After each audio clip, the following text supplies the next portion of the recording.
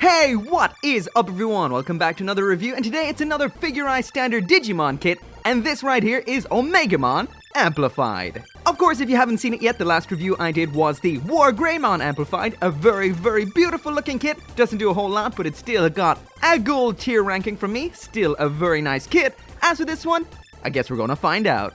As usual, this video right here would not be possible without those absolutely awesome people over at Hobby Link Japan. So if you want an Omnimon Amplified or a War Greymon Amplified of your own, there are links down there in the description. Now here we go. So first off, we're going to start off by looking at the box itself. Once again, an awesome box art here of Omnimon, or as you and I would know him, Omnimon. Of course, this is from Digimon Adventure. Flipping around to the first side to take a look.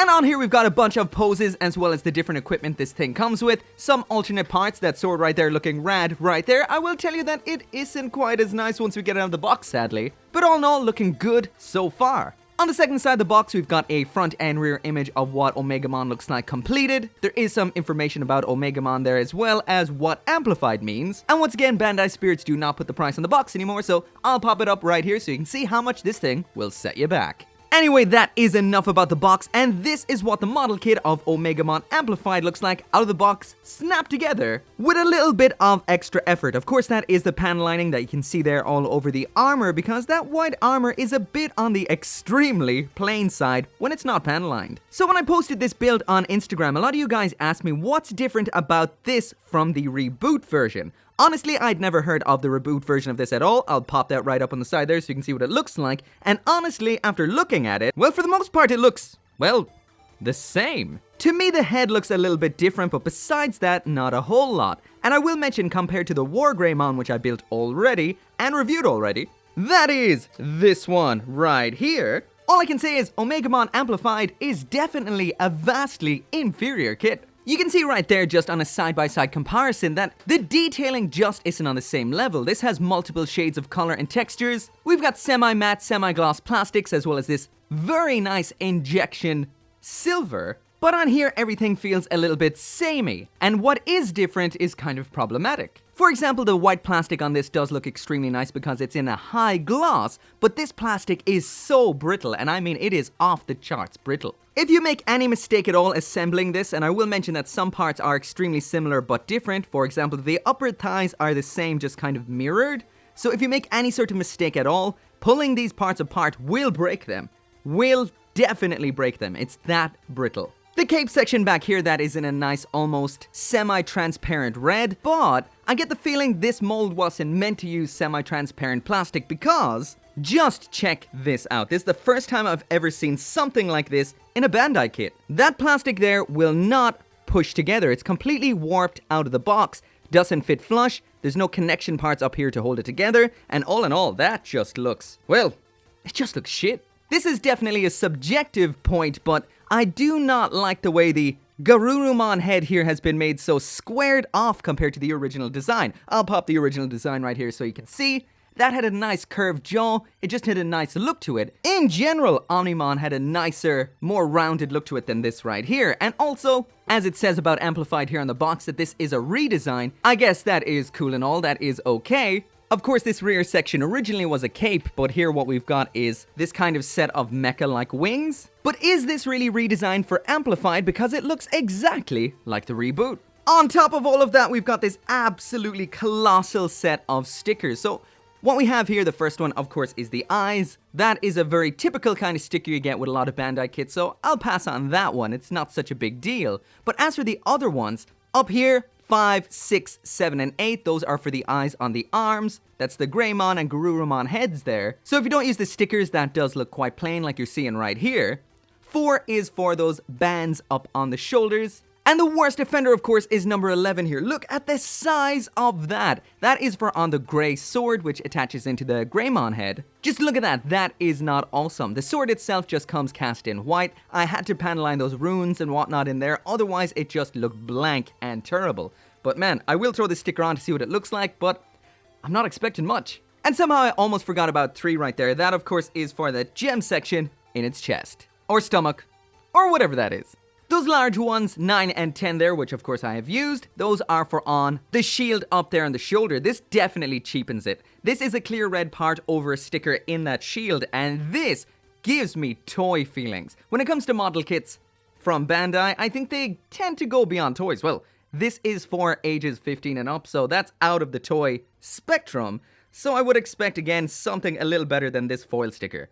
Not awesome. On top of that, the design of the model kit is fairly basic as well. It's very hard to actually get this thing to balance because it's just so awkward. All in all, this does not feel up to 2019 Bandai Spirits quality. Not in the least, sadly. Now moving on to the next part of the review, and there is Omnimon amplified with everything that it comes with. So as you can see, this kit is not packing in a huge amount of items in here. Actually, it's only the very basics. What we get in here is the grey sword, that we saw already, but we're going to look at that in a little bit more detail. An extended barrel for the Gururu cannon, as well as a base adapter. That is it. Once again, there is the grey sword. We've got those runes on the surface of it. This is an absolute shame that this isn't even in 2 tones or something like that. We do have this grey section for attaching it, but again, looking plain. I will stick on the stickers after trying it out without the stickers. In order to attach it, you just pop open the mouth of Greymon there. We've got a slot inside of that right there. It just pops in like so. And honestly, I won't lie, even though the model kit isn't that great, the grey sword still looks awesome. Actually, I'd say you'd be better off just keeping it in white like that.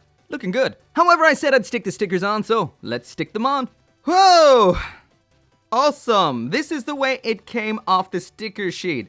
Here we go. So finally, that right there is what it looks like with the sticker attached. It's not as bad as I thought it would be, besides the edges. You still have that little bit of white plastic on either side because it's just fitted to the surfaces. Let's see what it looks like attached because that is what matters. Open up that mouth, dig it on in. And there we go, that is what it looks like attached with the sticker. Personally, I preferred it in white compared to that. The white, at least you have that detail like the runes are carved into it. This, well, just looks like a big old sticker. Moving over to Gururumon, it's time to try out that extended cannon barrel. So open up the mouth, we can see that we do have the shorter barrel already in there. That pops out exactly the same as the sword. And in case you're wondering and want to kind of do things your own way, does the sword fit on in there? Yes, it does. So if you wanted to mix things up and have a Garuru sword, well, you could.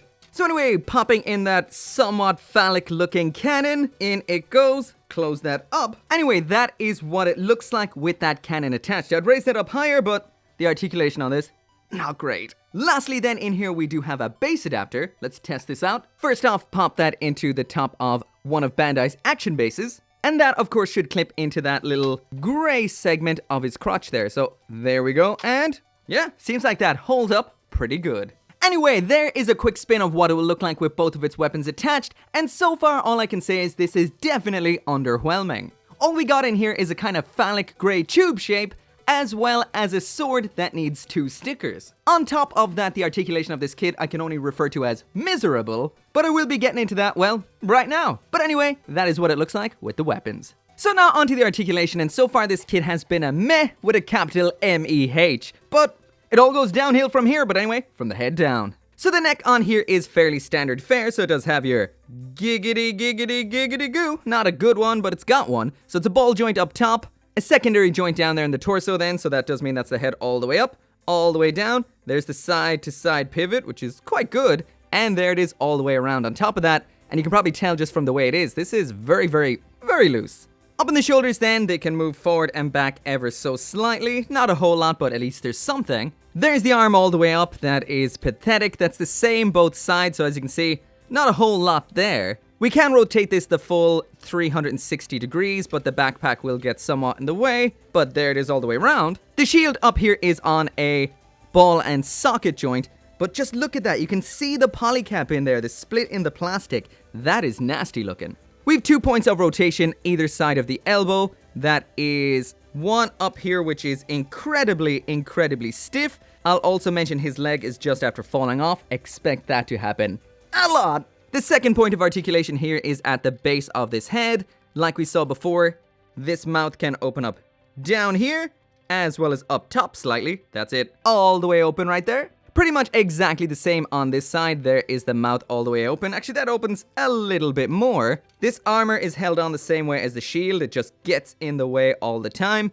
Again, that same just blatant, obvious polycap on a stalk. All in all, the arms just have really nothing going on. You're not going to get any nice poses out of this. Even the elbow bend, which I almost forgot about, is just somewhat beyond 90 degrees. I'd actually say it's 90 degrees on the button. Next up, as for the ab crunch on here, there is absolutely nothing. All we get is movement towards the back like so, which is strange. They should have put that to the front, not to the back. Especially because this does have a fairly hefty backpack. That is not any way you want it to start falling once it loosens up. We have a ball joint down here, which gives you a little bit of that. Probably full rotation. Yeah, we get that full rotation back there. The backpack here can flip up like so. That tends to make it pop off. Let's see if I can get that up without it popping off. Kind of comes into conflict with the armor up here. That can also move out like this, getting more in conflict with itself. Everything just seems to clash in awkward, not fun, not awesome ways. Moving down to the hips now, and these are the shallowest hip joints I've ever seen. Just look how short that peg in the hip is. That always, and I mean always, just falls out all of the time. These are so weak. Besides that, these are just a standard peg in a socket, so that means you're just getting rotation at that point. So as for that rotation in question, there's the kick all the way up to the front, so that's not too bad. All the way out to the back, exactly the same. There's the leg off instantly. As for the splits, well, that right there is all you're getting, and let me guess, yep, fall off. As for the upper thigh rotation, nothing really all that great there. Look, we've got hollow toes. Next up there is the bend at the knee, so this is a 2-point bend. There's the first point. There is the second point, so that is a nice bend, but look at that knee joint. It's so narrow, not very pleasant to look at there. This ankle armor here can move ever so slightly. This also, just like a lot of this, is barely held on. At the ankle, this is double jointed. We've got a joint up here that allows it to swing up and back like that, knocking off that armor. And the second joint is down here. That is a ball joint, which gives us general ball joint movements. Seeing as the leg just wants to come off, I'll leave it off. At the toes then, there it is all the way down. There is the bend all the way up, and we have a secondary joint here that can do that, once again knocking off the armor. And there it is all the way down. So both joints all the way down, both joints all the way up. So now checking out that articulation on the ground. So keeping it on the ground, that can bend, well, all the way down like so. So that would potentially be good for some crouches. I guess we'll test that in a minute. As to all the way to the back with the leg on the ground, that's not bad either. And there is the pivot side to side. So that is a little bit blocked, and once again, knocks off that armor. So when it comes to the articulation on the Omnimon Amplified, things just clash with each other. Things are awkward. We got some weak connection points, some bad joints, some good joints. But all in all, it just turns out awkward all the time. Not awesome. So that right there is it for the review. And as for Bandai Spirit's Figurized Standard Omnimon Amplified, this right here is just plain bronze tier. This is not up to Bandai's 2019 standards at all. The white plastic is brittle and crappy. It's a very high break risk plastic. The red plastic on the cape just won't sit flush at all, which is something I've never seen on a Bandai kit ever. The articulation is awkward and weird, too many stickers. All in all, this is just a dud. Honestly, I do feel that this is somehow some kind of rehash of the Reboot model kit, but honestly, I'm not entirely sure. Compared to the War Greymon Amplified, this thing does not compare at all. Extremely underwhelming, and at the end of the day, it's just not a good kit. It's not fun to build, it's not fun to play with, and the only thing it's really good for is standing in a basic prone position up on your shelf. Besides that, it doesn't really do anything. Anyway, if you do want one of your own, there is a link down there in the description. You can get yours at Hobby Link Japan. But then again, I recommend the War Greymon more. As always, thank you so much for watching. Make sure to come back for more model kit reviews, and I'll see you next time.